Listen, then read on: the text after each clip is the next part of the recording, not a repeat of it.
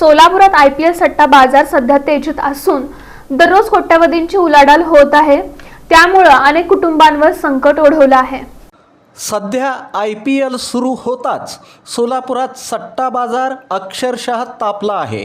क्रिकेटच्या प्रत्येक सामन्यासोबतच इथं कोट्यवधी रुपयांचा अनधिकृत व्यवहार सुरू असल्याची माहिती पुढे येत आहे।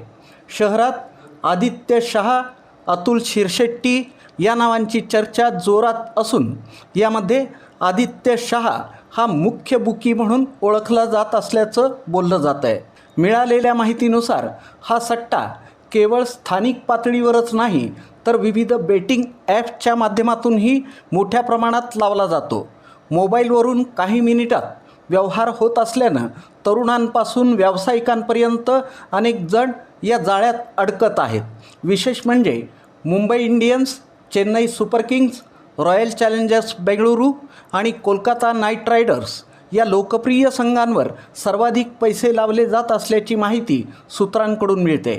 मात्र प्रत्यक्षात दररोज प्रत्येक सामन्यावर सट्टा रंगत असल्याचं चित्र आहे।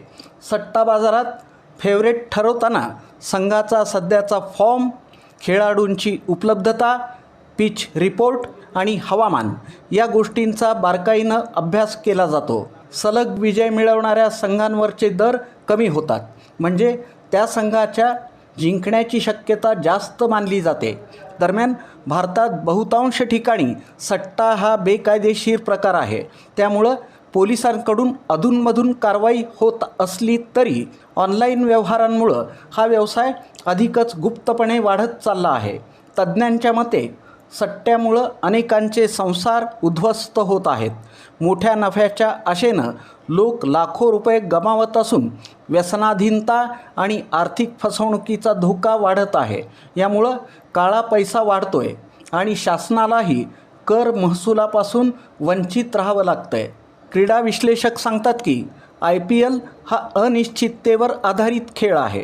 त्यामुळं कितीही ताकदवान संघ असला तरी निकाल कधीही उलटू शकतो। अशा परिस्थितीत सट्टा लावणं म्हणजे मोठा धोका पत्करणं होय।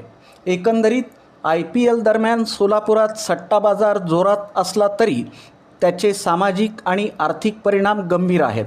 त्यामुळं क्रिकेटचा आनंद सुरक्षितपणे घेणं आणि अशा बेकायदेशीर गोष्टींपासून दूर राहणंच अधिक योग्य असल्याचं मत व्यक्त केलं जात आहे।